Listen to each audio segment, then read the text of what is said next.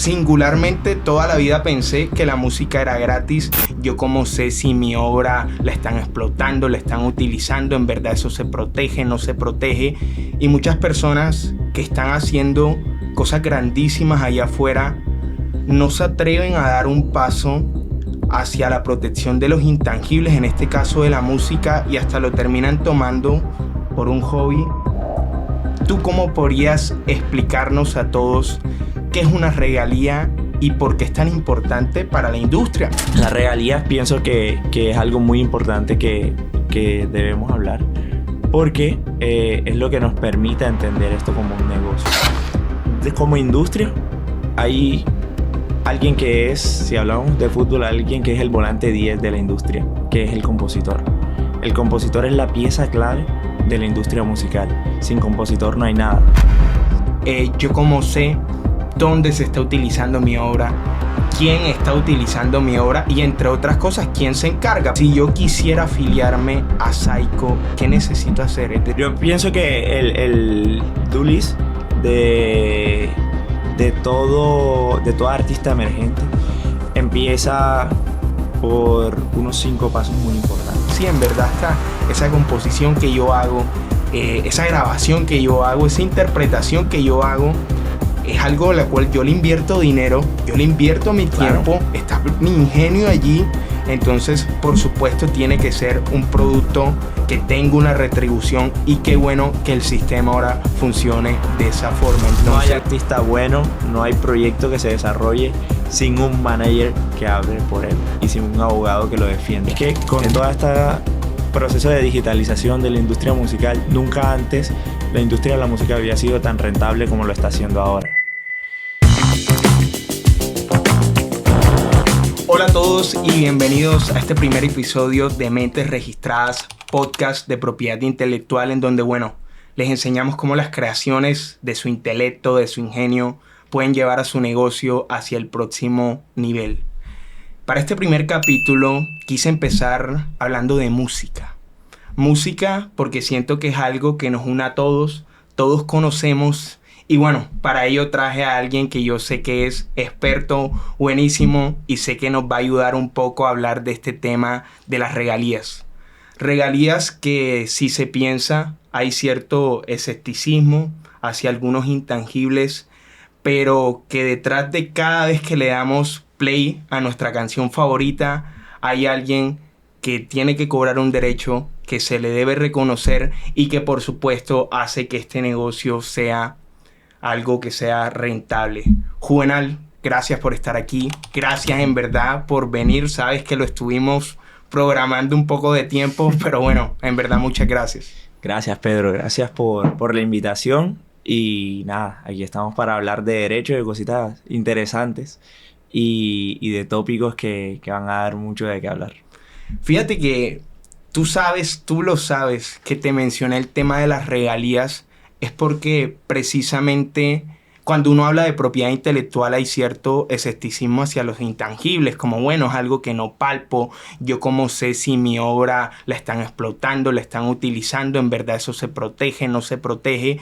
Y muchas personas que están haciendo cosas grandísimas allá afuera no se atreven a dar un paso hacia la protección de los intangibles, en este caso de la música, y hasta lo terminan tomando por un hobby, en el entendido de que no comprenden, no entienden y no son conscientes de la protección que nos da las normas de derechos de autor y de propiedad intelectual. Entonces, te invito a que hablemos de regalías. ¿Tú cómo podrías explicarnos a todos qué es una regalía y por qué es tan importante para la industria? Ok. Para hablar de regalías, primero tenemos que hablar de propiedad. Tenemos que entender que nuestro derecho nos permite contemplar 2 tipos de propiedades. Están los tangibles y los intangibles como bienes. Y también hay que entender un contexto social que tenemos en el país. Y es que normalmente siempre hemos pensado que las cosas que podemos vender o las cosas que podemos adquirir son producto de los tangibles, de las cosas tangibles. Porque nuestros papás siempre nos dijeron, cuando coges un poquito de dinero, lo primero que tienes que hacer es comprarte una casa para que vivas de los arriendos. O cuando cojas un poquito de dinero, lo que tienes que hacer es comprarte una finquita para que ese dinero no se te vaya.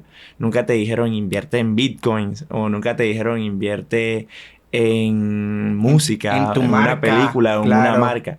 Porque ellos nunca tuvieron, bueno, la mayoría de los papás no tuvieron conocimiento con relación a lo que es esa industria. Siempre se entendió como la industria del entretenimiento, como la industria de los locos, la industria de los abogados Claro. perdidos, de los músicos que se van a morir de hambre.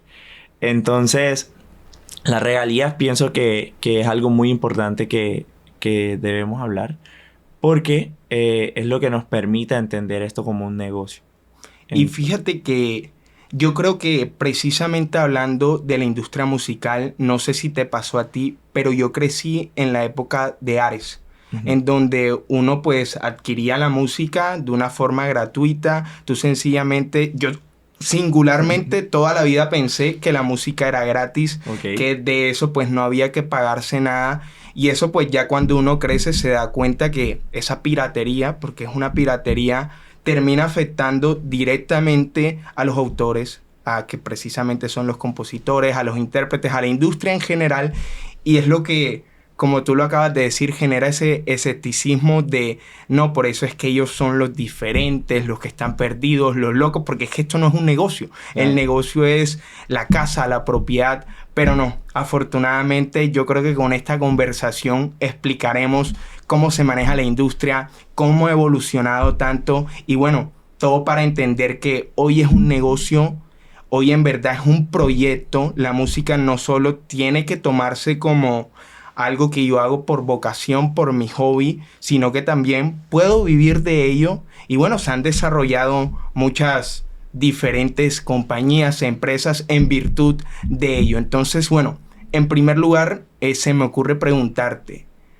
quiénes reciben las regalías, quiénes son, yo tengo derecho a una regalía, en qué momento. Y bueno, no sé si nos puedes ayudar explicando cuáles son esos partícipes en las Ok. obras y grabaciones musicales. Ok, para entender más o menos el negocio hay que explicar cuáles son los actores que son parte del negocio como tal. Pienso que como industria hay alguien que es, si hablamos de fútbol, alguien que es el volante 10 de la industria, que es el compositor. El compositor es la pieza clave de la industria musical. Sin compositor no hay nada, sin compositor no hay composición. Sin composición no hay un intérprete que la interprete, Interprete. que la interprete. Y si no hay un intérprete no hay una marca, y si no hay una marca no hay un manager, y si no hay un manager no hay un abogado, y no hay un agente de booking, y no hay una disquera, y no hay nada. No hay nada. Entonces, el compositor es la piedra angular de esta industria y lastimosamente no está muy bien Remunerado, acreditado, claro. remunerado. Sin embargo, hay una luz al final del sendero o al inicio del sendero y es que con todo este proceso de digitalización de la industria musical, nunca antes la industria de la música había sido tan rentable como lo está haciendo ahora. Entonces, si bien ahora se habla de porcentajes mínimos, de retribuciones mínimas que dan las plataformas digitales, como cada vez es más masivo y como cada vez el uso es más controlado, los compositores sí están recibiendo esas regalías que cuando la industria de la música no era tan digital, no percibían de Una de una forma, claro. forma segura tampoco. Y fíjate que yo pensaba, y claro, tú lo acabas de decir, ese volante 10 es precisamente el compositor de la obra. Y en ese sentido hay que hacer unas diferenciaciones, porque eso lo hablábamos ahorita, de que hay una cierta concepción de que mi artista favorito es el, no solo el que interpreta la obra, sino también el que la compone. Pero no, tú muy bien lo dijiste, parece que el compositor se quedara como en la puerta de atrás, Sí. como detrás de la cortina, como esa figura que nadie ve, nadie pues se le reconoce. Y no, precisamente esta norma de derechos de autor que también hemos hablado que es grandiosa, porque singularmente creo que concordamos en ese punto, que la obra, que la norma está muy bien explicada, es hasta una norma singular y nos habla de quiénes son titulares de estos derechos. Entonces yo creería que, bueno, en verdad que la norma lo dice tal cual, tienen derecho el autor sobre su obra. El autor podría ser el letrista, y también podría ser el melodista de la obra, ya que ellos hacen la obra musical posible. El intérprete es quien interpreta la obra, es decir, el que la canta, el que la recita, y bueno, muchas veces se olvida el ejecutante, porque decimos artista-intérprete, pero la norma señala artista. El artista-intérprete tiene derecho sobre su interpretación, así como el ejecutante sobre su ejecución, claro. Lo dice tal cual. Claro. Y es precisamente referirse a que todas estas personas que hacen parte de la composición de la obra musical y de su materialización tienen que tener un derecho, no sin dejando atrás, que también lo charlábamos hace poco, de que la norma, por nuestra tradición, que bueno, posteriormente explicaremos, también reconoce unos derechos que son del productor del fonograma, claro. Que es básicamente quien paga porque esa obra se fije en un formato. Y bueno, ahí también tenemos que hablar de organismos de radiodifusión. Sí, claro. También se olvidan. Entonces, para centrar un poco todo, tenemos que primero entender cuáles son los tipos de derechos de los cuales esos posibles titulares pueden reclamar sí, pueden ser titulares. Pueden ser titulares. Exactamente. Entonces, para hablar de derechos de autor, tenemos que hablar de dos tipos de derechos morales y derechos patrimoniales. Entonces, dentro de los derechos morales encontramos una serie de derechos como el derecho a la paternidad, el derecho a la integridad de la obra, que son derechos que nos permiten proteger a la obra desde un punto de vista moral. No tenemos una retribución económica de ellos, pero entendemos eso como algo muy, muy importante desde nuestra historia jurídica, como te lo explicaba. Y como industria es muy importante hablar de derechos patrimoniales. Los derechos patrimoniales sí son todas las retribuciones económicas que podemos tener producto de la explotación de esas obras en cualquier industria o en cualquier sentido o en cualquier tipo de negociación a la que queramos llegar con ellas, con estas obras. Entonces, como actores principales podemos encontrar el compositor, intérprete, productor musical, productor fonográfico, que sería la persona que se encarga de hacer toda la gestión administrativa o tal vez financiera para que se pueda llegar a la obra como tal. Podemos encontrar también organismos de radiodifusión. Podemos encontrar los titulares derivados también. Claro, titulares derivados. Podemos encontrar disqueras, podemos encontrar los derechohabientes, claro. Los derechohabientes, que serían los herederos. Sí, hay un universo de personas que pueden ser titulares de derechos cuando se habla de la industria musical. Entonces, yo creería que para concluir sobre quiénes tienen derechos a estas regalías, bueno, ya ahí los mencionaste todos: el autor, el intérprete, el productor, pues quien emite pues la radiodifusión, se me acaba de olvidar el nombre, te soy honesto. En principio, para resumir un poco, en principio solamente pueden ser titular las personas naturales. O sea, las personas físicas como tú y yo, una empresa no podría ser... Bueno, sí podría ser titular de derechos, pero no puede ser compositora, no podría ser autor, lo dice la ley. Una empresa no puede crear una obra como tal. Puede adquirir derechos luego, pero no la puede crear desde el minuto cero, como podría pasar en otras legislaciones. Entonces, en principio se entiende, la ley entiende como titular principal al compositor, que es el creador, o los compositores, o los coautores. Entonces, luego, titulares pueden volverse titulares otras personas que vengan producto de negociaciones de esos derechos. Estas negociaciones las entendemos que siempre tienen que ser por escritos. Hay unos mínimos de ley que no sé si estaremos hablando luego. No sé claro si... que son no te preocupes que los hablaremos, no te preocupes. Entonces, bueno, teniendo en cuenta ello, yo quiero ponerme en los zapatos del compositor o del intérprete, como bueno, decir, bueno, ya tengo mi canción, bueno, ya grabamos, vamos a omitir esa parte porque entre otras cosas va a ser objeto de otro episodio en el cual vas a estar tú, por supuesto, pero entendiendo que ya tenemos la obra, ya la masterizamos, ya está en el comercio, entonces, bueno, yo como sé dónde se está utilizando mi obra, quién está utilizando mi obra y entre otras cosas, quién se encarga, porque si yo llego y bueno, yo creo la obra, pero si allá en Guaviare, para decir un departamento, están escuchando mi obra, pues ¿qué tengo que hacer yo? ¿Le envío una carta? ¿O quiénes son esos agentes en la propia industria que se encarga de recolectar ese aspecto de las regalías? Ok, afortunadamente cada vez estamos en un mundo más digital. Cada vez es mucho más fácil tener un control de dónde se están explotando las obras. Sin embargo, en esos temas, podemos hablar de lo que son las sociedades de gestión colectiva. Las sociedades de gestión colectiva son unas sociedades, como lo dice su nombre, encargadas de gestionar los derechos de los autores, compositores o cualquier titular de derechos en una obra musical. En Colombia tenemos dos sociedades de gestión colectiva cuando se habla de industria musical. Está Saico y Asimpro. Muchas veces la confunde y dicen, no, ya yo Saico y Asimpro. Saico y Asimpro, claro, eso es claro.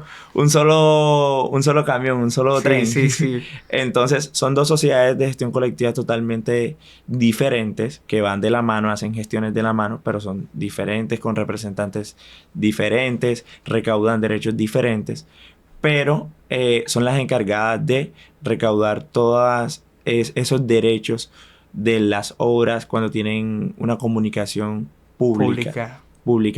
Y hay otros derechos que no se encarga de gestionar Saico y Asimpro, que son derechos del streaming, que ya esos se gestionan con las mismas empresas de streaming que te hacen un pago por el uso de tu obra, como lo puede ser Spotify. Claro, y ahí hablamos de agregadoras y distribuidoras digitales.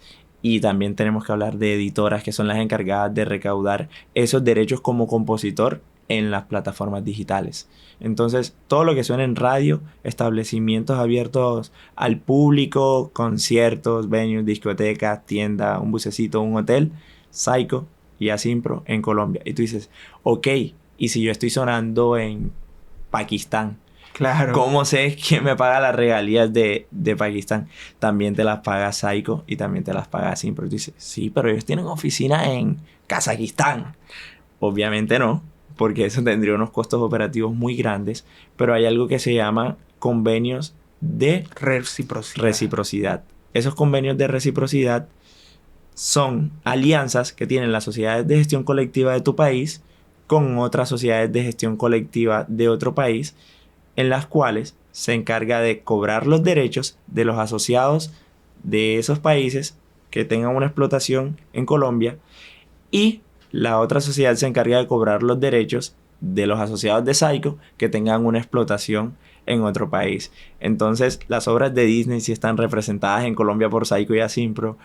Las obras de la novela coreana que le gusta a nuestra mamá, o la obra de la canción que sale en la novela turca, sí está protegida por Saico y Asimpro en Colombia. Me parece pertinente lo que dices, por cuanto, claro, ya entendemos que existen estos dos agentes: Saico, quien cobra las regalías de los compositores, y bueno, Asimpro, de los intérpretes y ejecutantes, sí, y también pues de los productores de los fonogramas.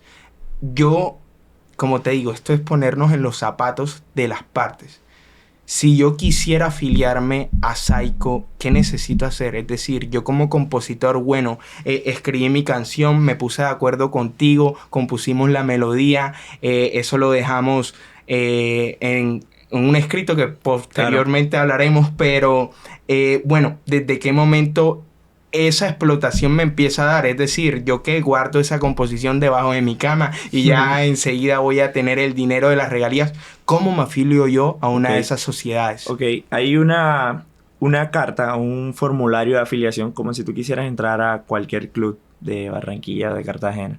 Tú tienes que llenar ese formulario, tienes que aportar unas fotos, tienes que pagar unas tasas, que no son muchas, creo que está en medio salario mínimo para este año, y tienes que tener un mínimo de 20 canciones, entonces, creadas. No necesariamente tienen que estar en el mercado. Entonces, esas 20 canciones, tú te declaras como partícipe o como autor de esas, o coautor de esas obras, y ya esas 20 canciones, como un mínimo para iniciar en el caso de Saico, te dan la posibilidad de ser miembro de esta sociedad de gestión colectiva. Y luego los derechos que sean producto de la explotación de esas canciones y de todas las que tú te quieras declarar, los vas a estar recibiendo ahí. E incluso, si ya tú has sacado canciones y no eras parte de Saiko, ni tampoco parte de Asimpro, no estás perdiendo ese dinero. Si no lo haces de manera rápida, lo perderías. Pero si ha pasado un mínimo de ley que lo establecen los estatutos de esta sociedad de gestión colectiva, tú puedes solicitar de manera retrógrada esos pagos que nunca solicitaste y que estuvo recibiendo Saiko, que estuvo gestionando Saiko. Bueno, y no, importante ese tema de la retroactividad, claro, para el cobro, porque sí, fíjate que muchas veces por ese mismo desconocimiento, bueno, yo no me asocio a una entidad de gestión colectiva.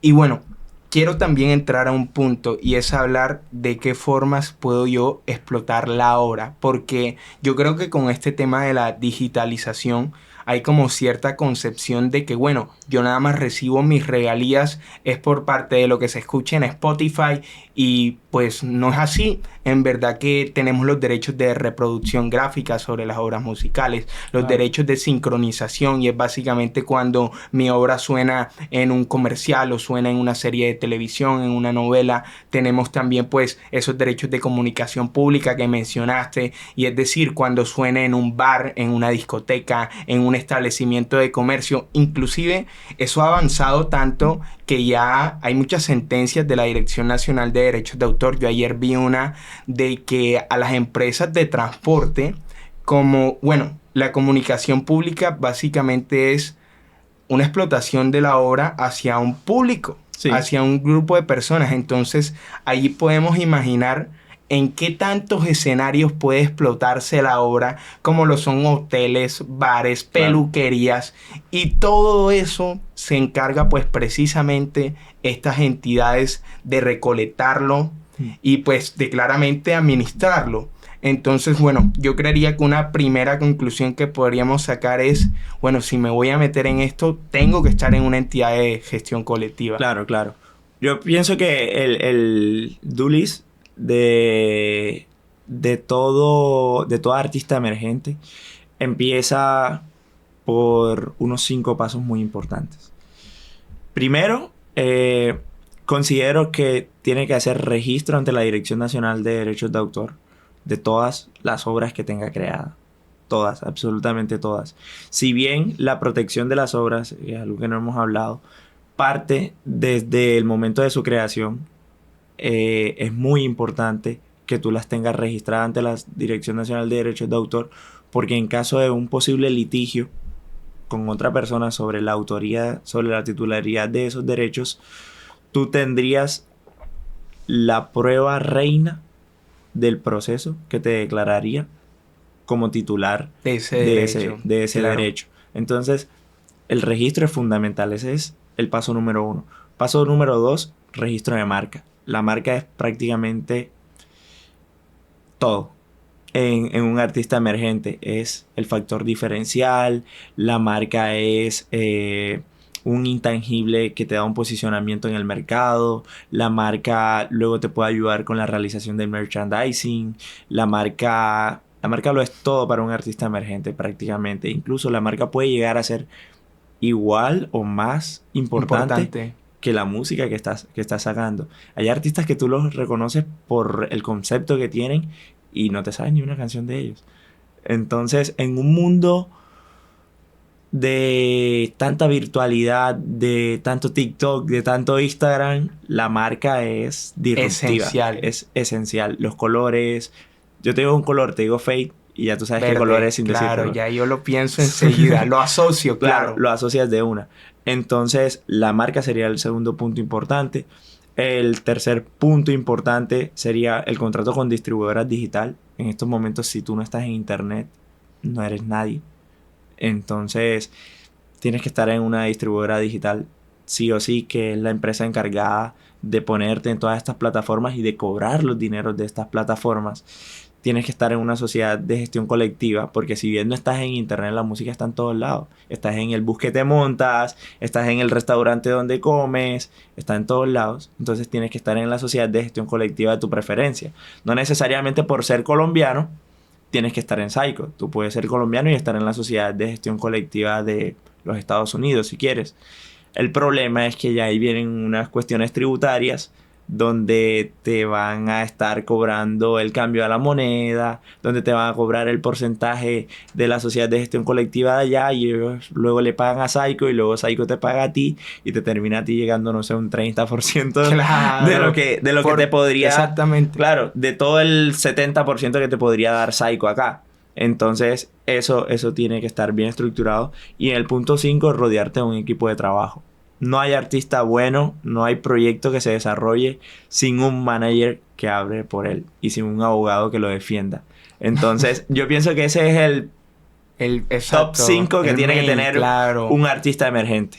Bueno, y fíjate que ahora que mencionas todo este tema, yo siempre reflexionaba como que, claro, ya conozco que... Es que, la digitalización hizo todo muy fácil, nos hizo las cosas muy fáciles. Yo le doy play a una canción y pues básicamente ya yo sé que mi canción se utilizó, lo sabes, básicamente son estas DSP.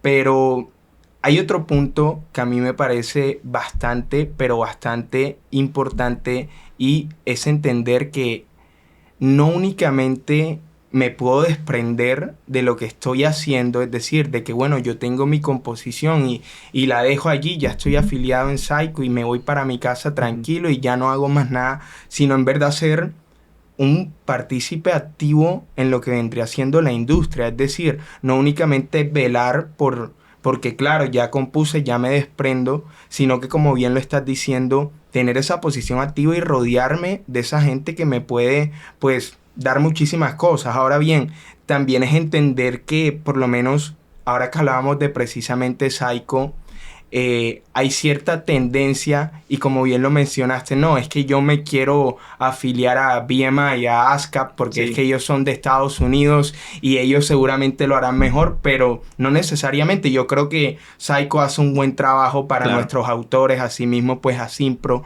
y siento que es algo que debe rescatarse y que las personas tienen que tener esa confianza en ellos. Claro.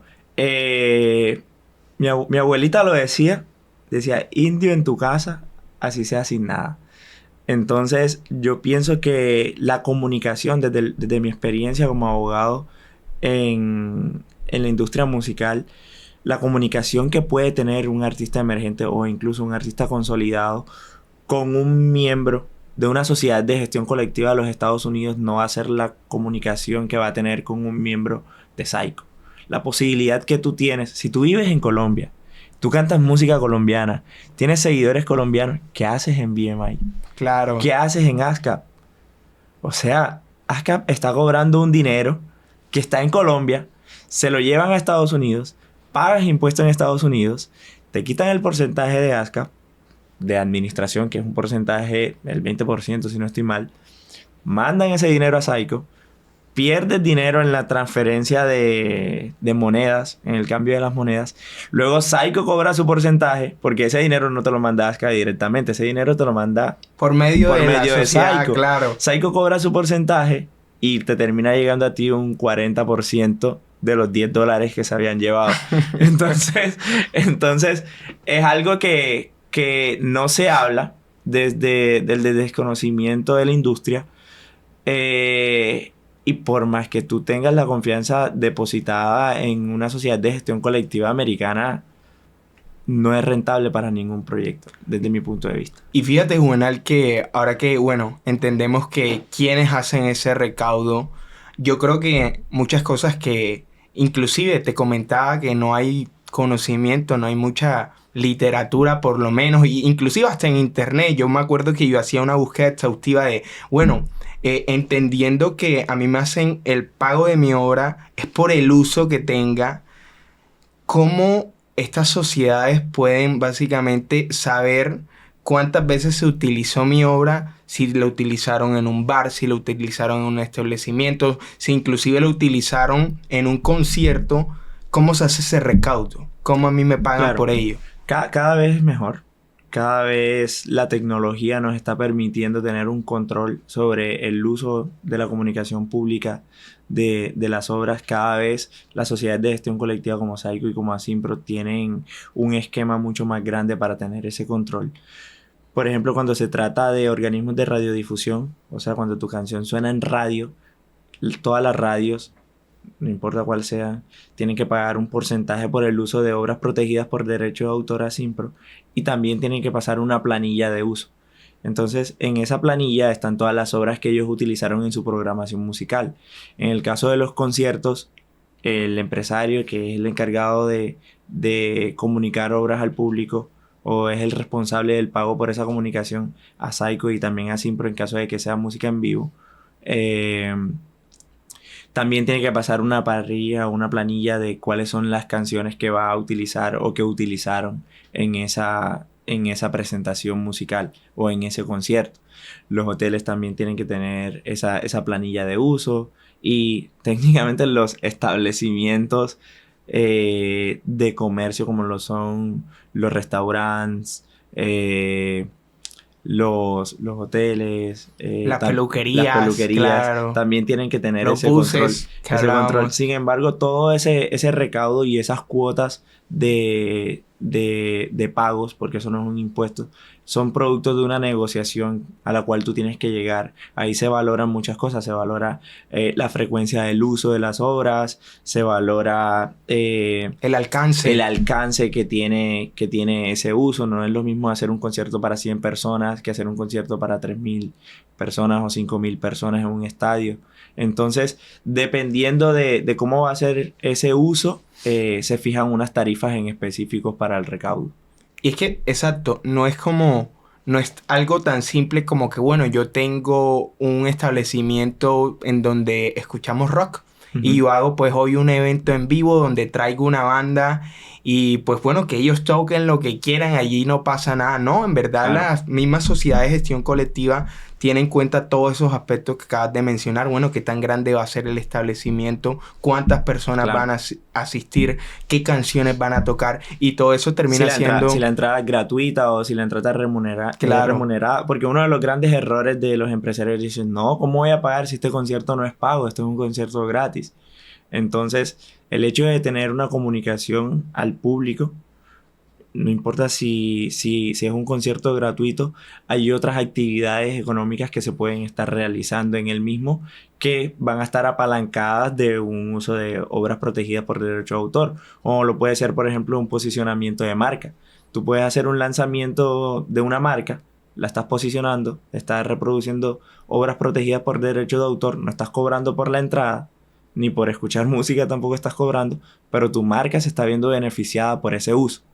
Una anécdota que me gustaría decir para cerrar esto es la explicación de dónde vienen los derechos de autor en la industria musical. Los derechos de autor en la industria musical vienen de una banda de rock, como tú lo decías, que llegó a Francia, pidieron un café en una cafetería muy famosa en París que todavía existe. Se llamaba The Mansion, creo. No recuerdo muy bien el nombre de la cafetería, la pueden buscar en internet ahí. Y ellos deciden tomarse el café, se sientan, están súper tranquilos, se paran y no pagan el café. El mesero se para corriendo, los va a regañar y dice, señores, tienen que pagar por el café. Esto es un bien que ustedes se tomaron, este es nuestro patrimonio. Ellos dicen, no pagamos porque ustedes están utilizando nuestras canciones y ustedes no nos están pagando por utilizar nuestras canciones. Y ahí nacen las sociedades de gestión colectiva en Francia. No, y fíjate que yo creo que esa vendría siendo hasta una buena conclusión. Claro. Entenderte que, claro, yo pago por ese café, pero como entiendo que es un bien tangible, quizá yo podría pretender que no, eso sí tiene que pagarse, pero no es así. En verdad está esa composición que yo hago, esa grabación que yo hago, esa interpretación que yo hago, es algo a la cual yo le invierto dinero, yo le invierto mi tiempo, claro, está mi ingenio allí. Entonces, por supuesto, tiene que ser un producto que tenga una retribución, y qué bueno que el sistema ahora funcione de esa forma. Entonces, yo creería que esa sería mi conclusión, de que sí vale la pena apostar en la música, sí vale la pena apostar en los intangibles, porque afortunadamente con la tecnología y por todo este proceso que hemos llevado, y es algo que hace que un negocio sea totalmente viable. Eso Claro. sí, estar bien asesorado, por supuesto. Claro, claro. Algo que siempre digo, la música es un negocio tan rentable que le da dinero incluso a las personas que la hacen mal. No, buenísimo. Entonces, bueno, en verdad, Juvenal, gracias por estar aquí. Gracias en verdad por enseñarnos tanto. Y bueno, yo creería que las personas quienes nos escuchan y tengan proyectos musicales, como tengan ese concepto de que sí se puede vivir de la música, pero claro, es un proyecto, hay que conocer muchísimo, Claro. pero sí se puede. Entonces, Así es. nuevamente, muchas gracias, Juvenal, Listo, por mi estar hermano. Bueno, aquí. un placer. Muchas gracias por la invitación.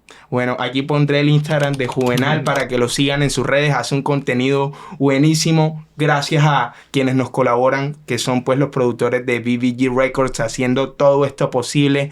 Y bueno, gracias a Estamento Legal también, que es mi firma. Y bueno, hace también esto posible. Entonces, chao, chao. Muchísimas gracias. Chao, chao. Acabas de escuchar Mentes Registradas, un podcast de propiedad intelectual de Estamento Legal. Como no hablamos de tu caso en específico, todo lo que se discute en nuestro programa es nuestra opinión personal y no debería ser tomado como asesoría jurídica. Por favor, consulta a tu abogado de confianza para tu situación específica.